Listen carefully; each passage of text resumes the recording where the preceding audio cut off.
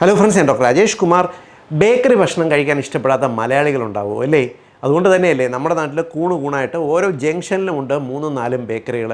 നമ്മുടെ എല്ലാം വീടുകളിൽ ഇപ്പോൾ ഒരു 11 മണിക്ക് എന്തെങ്കിലും ഭക്ഷണം കഴിക്കണമെങ്കിലോ 4 മണിക്ക് ചായയോടെ എന്തെങ്കിലും കഴിക്കണമെങ്കിലോ ഇനി വീട്ടിലാരെങ്കിലും ആൾക്കാർ വന്നിരുന്നാലോ കുട്ടികൾക്ക് ഇടയ്ക്ക് കൊടുക്കാനുള്ള ഇപ്പോൾ ഒരു 11 മണിക്ക് കഴിക്കാനുള്ള ഭക്ഷണമാണെങ്കിലോ എല്ലാം ബേക്കറി സാധനം തന്നെ അല്ലേ? പാക്കറ്റിൽ കിട്ടുന്ന ബേക്കറി സാധനം ആയിക്കോട്ടെ, ഇല്ലെങ്കിൽ ബേക്കറിയിൽ നിന്ന് നമ്മൾ നോക്കി തൂക്കി വാങ്ങിക്കുന്ന ഭക്ഷണം ആയിക്കോട്ടെ, പപ്സ് പോലുള്ളവ ആയിക്കോട്ടെ, ഇല്ലെങ്കിൽ നമ്മുടെ കടകളിൽ ചായയോടൊപ്പം കടിയുന്ന പേരിൽ കിട്ടുന്ന വടകളായിക്കോട്ടെ, ഇതെല്ലാം നമുക്ക് ഈ ബേക്കറി ഭക്ഷണത്തിൻ്റെ കീഴിൽ ഉൾപ്പെടുത്താം. എന്നാൽ ഈ ബേക്കറി ഭക്ഷണം പതിവായിട്ട് കഴിക്കാൻ നമുക്ക് കിട്ടിയാലോ? നമ്മൾ കഴിച്ചു തുടങ്ങിയാൽ പലപ്പോഴും ഇങ്ങനെ കഴിച്ചുകൊണ്ടിരിക്കുമല്ലോ. ഞാനുമല്ല, എൻ്റെ കുട്ടിക്കാലത്ത് ധാരാളം ബേക്കറി ഭക്ഷണം കഴിച്ചിട്ടുള്ളതാണ്. എന്നാൽ ഈ ബേക്കറി സംസ്കാരത്തിൻ്റെ ഇടയ്ക്ക്, ബേക്കറി ഇൻഡസ്ട്രിയുടെ ഇടയ്ക്ക് കാലങ്ങൾ കൊണ്ട് ഒരുപാട് വ്യത്യാസങ്ങൾ വന്നിട്ടുണ്ട്. പണ്ട് കാലത്ത് ബേക്കറികൾ, ചെറിയ ബേക്കറികൾ കിട്ടുന്ന ഭക്ഷണം എന്ന് പറഞ്ഞാൽ ഇന്നിപ്പോൾ രാവിലെ വാങ്ങിച്ചു കഴിഞ്ഞാൽ വൈകുന്നേരം ആകുമ്പോൾ കേടായി പോകും. നമ്മൾ കടയിൽ പോയി വടക വാങ്ങിക്കുന്ന സമയത്ത് വട ഒരു 4-5 മണിക്കൂർ കഴിഞ്ഞ് നമ്മൾ എടുത്തു കഴിഞ്ഞാൽ തന്നെ അങ്ങനെ വലിഞ്ഞു പോകുന്ന അവസ്ഥയുണ്ട്, പെട്ടെന്ന് കേടാകുന്ന സിറ്റുവേഷൻ ഉണ്ടല്ലേ. എന്നാൽ ഇപ്പോഴത്തെ കാലത്ത് ബേക്കറിയിൽ നിന്നുള്ള ഭക്ഷണം വാങ്ങിച്ച് ഒരാഴ്ച ആയിരുന്നാലും അനങ്ങാതെ ഒരു ടേസ്റ്റ് വ്യത്യാസമില്ലാതെ അതുപോലെ ഇരിക്കും.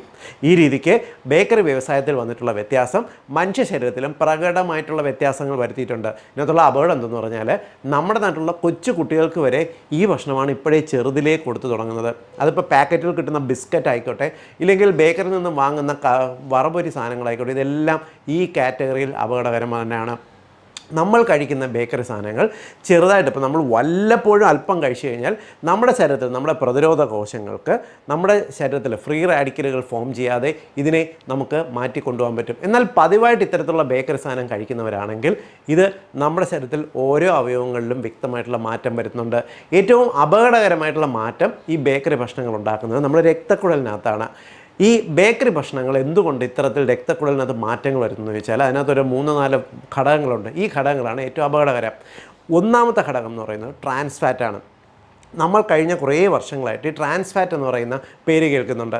നമ്മൾ കടകളിൽ നിന്ന് വാങ്ങുന്ന പണ്ട് കാലത്ത് ഉപയോഗിച്ചിരുന്ന വനസ്പതി പോലുള്ള സാധനങ്ങളെല്ലാം ട്രാൻസ് ഫാറ്റാണ്. അതായത് എണ്ണയ്ക്കകത്ത് ഹൈഡ്രജൻ മോളിക്യൂൾസ് കടത്തിവിട്ട് ഇതിനെ കട്ടിയുള്ള, അതായത് നോർമൽ ടെമ്പറേച്ചറിൽ കട്ടിയാകുന്ന ഒരവസ്ഥയിലേക്ക് എണ്ണയെ മാറ്റുന്നു. ഇതാണ് നമ്മൾ ട്രാൻസ് ഫാറ്റ് എന്ന് പറയുന്നത്. ഈ ട്രാൻസ് ഫാറ്റ് നമ്മുടെ ശരീരത്തിൽ എത്തിക്കഴിഞ്ഞാലുള്ള അപകടം 2 തരത്തിലാണ് ഇത് രക്തക്കുഴലിനെ ബാധിക്കുന്നത്. ഒന്നാമത്തത്, നമ്മുടെ രക്തക്കുഴലിൻ്റെ ഉൾവശത്ത് ഈ രക്തക്കുഴലിൻ്റെ ഒരു നല്ലൊരു ലൈനിങ് ഉണ്ട്. അതായത് അതിനകത്ത് കേടുപാടുകൾ വരാതിരിക്കാൻ ഒരു എൻഡോത്തീലിയൽ ലൈനിങ് ഉണ്ട്. ഈ ലൈനിങ്ങിന് ട്രാൻസ് ഫാറ്റ് കേടുവരുത്തുന്നു.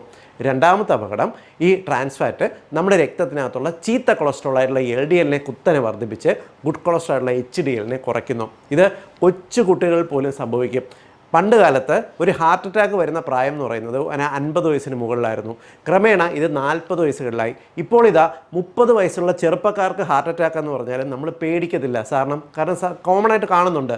ഇനി അങ്ങോട്ടുള്ളൊരു കാലത്ത് 20 വയസ്സിലും 15 വയസ്സിലുമുള്ള ചെറിയ ടീനേജ് പയ്യന്മാർക്കും പെൺകുട്ടികൾക്കും വരെ ഹാർട്ട് അറ്റാക്ക് വന്ന് കുഴഞ്ഞു വീഴുന്ന ഒരു സാഹചര്യം ഉണ്ടാവും. നമ്മൾ ഈ രീതിക്ക് ഈ എൻഡോത്തീലിയൽ ലൈനിങ്ങിന് കേടുവരുന്ന ട്രാൻസ് ഫാറ്റ് കഴിച്ചു കഴിഞ്ഞാൽ.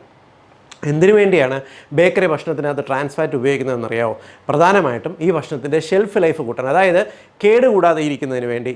ട്രാൻസ് ഫാറ്റ് ചേർത്തിട്ടുള്ള ഒരു എണ്ണയ്ക്കകത്ത് നമ്മളൊരു വട പൊരിച്ചിരുന്നാലോ, ഇല്ലെങ്കിൽ ഇപ്പോൾ അതിനകത്ത് പപ്സ് പോലുള്ള ഭക്ഷണം ഉണ്ടാക്കിയിരുന്നാലോ, ഈ ഭക്ഷണം ഈ ഉണ്ടാക്കി കഴിഞ്ഞ് ചൂട് തണുത്ത് കഴിയുമ്പോൾ ഈ എണ്ണ അങ്ങ് കട്ടിയായിട്ട് ഈ ഭക്ഷണത്തിൻ്റെ മുകളിൽ ഒരു കോട്ടിങ് നിൽക്കും. അതുകൊണ്ടാണ് നമ്മൾ വാങ്ങുന്ന ഉഴുന്നുവടയൊക്കെ മണിക്കൂർ കഴിഞ്ഞാൽ അല്ലെങ്കിൽ പിറ്റേ ദിവസമായിരുന്നാലും കേടുകൂടാതിരിക്കുന്നത്. ചിലർ ഈ നമ്മൾ എണ്ണയിൽ മുക്കിപ്പൊരിക്കുന്ന വടകൾക്ക് ട്രാൻസ് ഫാറ്റ് ചേർത്തില്ലെങ്കിൽ പോലും വെളിച്ചെണ്ണ പോലുള്ള പെട്ടെന്ന് ചൂടാകുന്ന എണ്ണകൾക്കകത്ത് നമ്മൾ വട പോലുള്ള ഭക്ഷണങ്ങൾ ഉണ്ടാക്കുമ്പോൾ ഇത് ഈ എണ്ണ കോൺസ്റ്റൻ്റ് ആയിട്ട് ചൂടാകുന്നതുകൊണ്ട് തന്നെ ട്രാൻസ് ഫാറ്റ് ഫോം ചെയ്യും. അതുകൊണ്ട് തന്നെ നമ്മളിപ്പോൾ നമ്മൾ തുടർച്ചയായിട്ട് ചൂടാകുന്ന തിളച്ച എണ്ണയ്ക്കകത്ത് ഉണ്ടാക്കുന്ന ഇപ്പോൾ ചിപ്സ് ആയിക്കോട്ടെ, ഇല്ലെങ്കിൽ ബേക്കറിയിൽ നിന്നുള്ള ഭക്ഷണങ്ങൾ, വടകളായിക്കോട്ടെ, ഇതെല്ലാം തന്നെ ട്രാൻസ് ഫാറ്റ് ഓട്ടോമാറ്റിക്കലി ഫോം ചെയ്ത് വരുന്നതാണ്. നമ്മുടെ WHO വേൾഡ് ഹെൽത്ത് ഓർഗനൈസേഷൻ ഇൻഡസ്ട്രിയലായി നിർമ്മിക്കുന്ന ട്രാൻസ് ഫാറ്റിന് നിരോധനം വരെ ഏർപ്പെടുത്തിയിട്ടുണ്ട്. എന്നിരുന്നാലും നമ്മുടെ നാട്ടിൽ ഇതിന് മാറ്റമില്ല. കാരണം ബേക്കറി വ്യവസായം ഓടണമെന്നുണ്ടെങ്കിൽ ട്രാൻസ് ഫാറ്റ് ചേർത്തിരിക്കണം. നമ്മൾ വാങ്ങുന്ന ബേക്കറിയിലുള്ള കേക്കുകളായിക്കോട്ടെ, ഇപ്പോൾ അതിനകത്ത് ഉള്ള ഐസിങ്ങിനകത്ത് ട്രാൻസ് ഫാറ്റ് അടങ്ങിയിട്ടുണ്ട്. നമ്മൾ വാങ്ങുന്ന പപ്സ് ആയിക്കോട്ടെ, ഇപ്പോൾ പപ്സിനകത്തുള്ള മുട്ടയും മസാലയും എല്ലാം തന്നെ രാവിലെ ഉണ്ടാക്കിയത് രാത്രി ആയാൽ പോലും കേടാകാത്തതിന് കാരണം അതിനെ പ്രൊട്ടക്റ്റ് ചെയ്തുകൊണ്ട് പുറത്ത് നിൽക്കുന്ന ട്രാൻസ് ഫാറ്റാണ്. ഇങ്ങനെ A to Z ഭക്ഷണങ്ങൾക്കകത്ത് നിന്ന് ട്രാൻസ് ഫാറ്റ് അടങ്ങിയിട്ടുണ്ട്. ഇത് കൊച്ചു കുട്ടികൾക്കാണെങ്കിൽ പോലും ക്രമേണ അവരുടെ രക്തക്കുഴലിന് ഡാമേജ് ഉണ്ടാക്കും. രക്തക്കുഴലിൻ്റെ ഡാമേജ് മാത്രമേ ഞാനിവിടെ പറയുന്നുള്ളൂ കേട്ടോ. ഇത് ലിവറിനുണ്ടാക്കുന്ന പ്രോബ്ലം വേറെ, ഓരോ കോശങ്ങളിലുണ്ടാക്കുന്ന പ്രശ്നങ്ങൾ വേറെയാണ്. അത് ഞാൻ ഇപ്പോൾ ഇവിടെ പറയുന്നേ ഇല്ല. ഈ രക്തക്കുഴലിനകത്തുണ്ടാകുന്ന ഡാമേജ് കൊണ്ട് സംഭവിക്കുന്നത് എന്താണ്?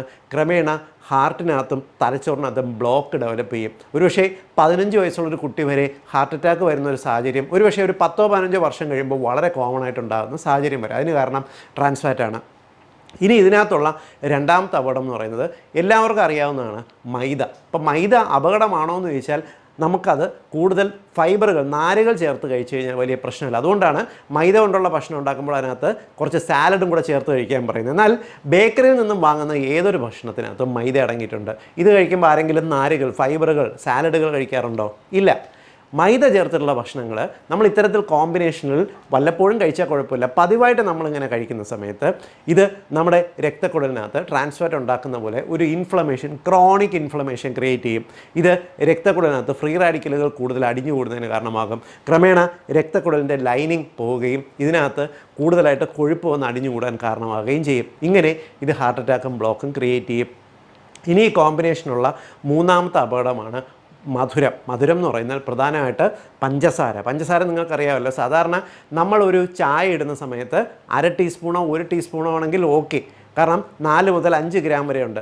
എന്നാൽ ഒരു ചെറിയ കഷണം കേക്കിനകത്ത് വരെ 30 ഗ്രാം വരെ പഞ്ചസാര ചേർക്കുക. അതുകൊണ്ടാണ് നമുക്ക് അത്രയും രുചിയും മധുരവും ഫീൽ ചെയ്യുന്നത്. ഇങ്ങനെ നമ്മൾ വാങ്ങുന്ന ജ്യൂസുകൾ, ഷേക്കുകൾ, കേക്കുകൾ, ബിസ്ക്കറ്റൊക്കെ നമ്മൾ നോക്കുമ്പോൾ ചെറിയൊരു കഷ്ണമാണ്. പക്ഷേ അതിനകത്ത് നമുക്ക് അത്രയും രുചികരമായിട്ട് ബിസ്ക്കറ്റ് മാറണമെന്നുണ്ടെങ്കിൽ വളരെ ഉയർന്ന അളവിലാണ് ഇതിനകത്ത് പഞ്ചസാര ചേർത്തിരിക്കുന്നത്.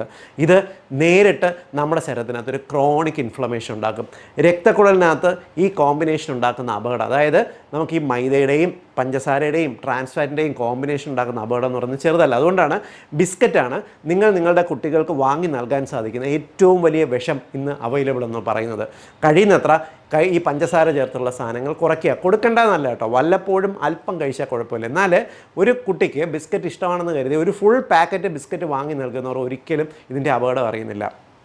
നിങ്ങൾ വാങ്ങുന്ന പാക്കറ്റിലുള്ള ഭക്ഷണത്തിനകത്ത് ഈ പറഞ്ഞ സാധനങ്ങൾ, ഞാനിതൊന്നും കഴിക്കുന്നില്ലല്ലോ എന്ന് വിചാരിക്കും. എന്നാൽ വാങ്ങുന്ന ഭക്ഷണത്തിൻ്റെ ബാക്കിൽ ട്രാൻസ്ഫാറ്റ് എന്ന് എഴുതിയിരിക്കത്തില്ല. അതിൻ്റെ കണ്ടൻറ്റിനകത്ത് ഹൈഡ്രജനേറ്റഡ് വെജിറ്റബിൾ ഓയിൽ എന്ന് എഴുതിയിട്ടുണ്ടോ, അതിനകത്ത് മധുരമായിട്ട് ഇപ്പോൾ പഞ്ചസാരയ്ക്ക് പകരം ഫ്രക്ടോസ് ഉണ്ടോ, സൂക്രോസ് അടങ്ങിയിട്ടുണ്ടോ, അല്ലെങ്കിൽ മാൾട്ടോഡെക്സ്ട്രിൻ അടങ്ങിയിട്ടുണ്ടോ എന്നുള്ളത് നോക്കുക. ഇല്ലെങ്കിൽ ഇപ്പോൾ നിങ്ങൾക്ക് ഹൈ ഫ്രക്ടോസ് കോൺ സിറപ്പ് എന്ന് പറയുന്ന ഇപ്പോൾ നിങ്ങളുടെ ഈ സോസിനകത്തൊക്കെ മധുരത്തിന് വേണ്ടി ചേർക്കുന്ന ഒരു ഘടകമുണ്ട്. അതാണ് ഏറ്റവും കൂടുതലായിട്ട് നമ്മുടെ രക്തക്കുഴലിനകത്തുണ്ടാകുന്ന നീർക്കെട്ടിൻ്റെ കാരണം. ഇത്തരത്തിൽ ചേർക്കുന്ന മധുരം എന്ന് പറയുന്നത് വളരെ അപകടകരമായിട്ട് ശരീരത്തിന്, പ്രത്യേകിച്ച് കൊച്ചു കുട്ടികൾക്ക് പോലും ക്രോണിക്കായിട്ട് ബാധിക്കുന്നുണ്ട്. ഇനി അടുത്ത ഇതിനകത്തുള്ള അപകടമാണ് സോഡിയം എന്ന് പറഞ്ഞാൽ ഉപ്പല്ലേ, ഉപ്പ് നമ്മുടെ ഭക്ഷണത്തിൽ ചേർക്കുന്നതല്ലേ, ഇതിനെന്താണ് അപകടമെന്ന് നിങ്ങൾ സംശയിക്കുന്നുണ്ടാവും. എന്നാൽ നിങ്ങൾ വാങ്ങുന്ന ബിസ്ക്കറ്റിനകത്ത് ഉപ്പ് ഉയർന്ന അളവിൽ ചേർത്തിട്ടുണ്ടെന്ന് പറഞ്ഞാൽ ആരെങ്കിലും വിശ്വസിക്കുമോ? ഇല്ല. കാരണം ഉപ്പിൻ്റെയും മധുരത്തിൻ്റെയും എല്ലാം ഒരു കോമ്പിനേഷനാണ് ബിസ്ക്കറ്റ് നമ്മൾ കഴിക്കുമ്പോൾ വീണ്ടും ഇതിനെ കഴിക്കാനായിട്ട് പ്രേരിപ്പിക്കുന്നത്.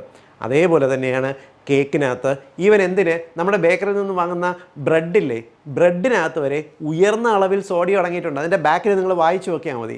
ഉയർന്ന അളവിൽ സോഡിയം നമ്മൾ കഴിക്കുന്ന സമയത്ത് ഇത് നമ്മുടെ രക്തത്തിൻ്റെ ഫ്ലൂയിഡ് റിട്ടൻഷൻ കൂട്ടും. അതായത് രക്തത്തിനകത്ത് വെള്ളത്തിൻ്റെ അളവ് കൂടുതലായിട്ട് നിലനിർത്തും. അപ്പോൾ എന്ത് സംഭവിക്കും? നമ്മുടെ ഹൃദയത്തിന് ഓവറായിട്ട് പമ്പ് ചെയ്യേണ്ടി വരും. രക്തത്തിലെത്തുന്ന സോഡിയമുള്ള ഈ ബ്ലഡിനെ കൂടുതലായിട്ട് പമ്പ് ചെയ്താൽ മാത്രമേ ശരീരത്തിലെ എല്ലാ ഭാഗത്തും എത്തത്തുള്ളൂ. അപ്പോൾ എന്ത് സംഭവിക്കും? നമ്മുടെ ഹൃദയത്തിന് സ്ട്രെസ് ഒരുപാട് കൂടും. ഹൃദയത്തിൻ്റെ ഒരു ഭാഗത്തുള്ള പേശികൾ, ലെഫ്റ്റ് വെൻട്രിക്കുലർ ഹൈപ്പർട്രോഫി എന്ന് പറയുന്ന ഒരു അവസ്ഥ എത്തും. രക്തസമ്മർദ്ദം കൂടും, BP കൂടുന്നതിന് കാരണമാകും. പതിവായിട്ട് ബ്രെഡ് കഴിക്കുന്ന, ബന്ന് കഴിക്കുന്ന, ബിസ്ക്കറ്റ് കഴിക്കുന്ന ആൾക്കാർക്കെല്ലാം ഈ പ്രശ്നം ഉണ്ടാകുന്നുണ്ട്. കൊച്ചുകുട്ടികൾക്ക് വരെ ഉയർന്ന BP പലപ്പോഴും നോക്കിയാൽ കാണുന്ന ഒരു സാഹചര്യം നിലവിലുണ്ട്.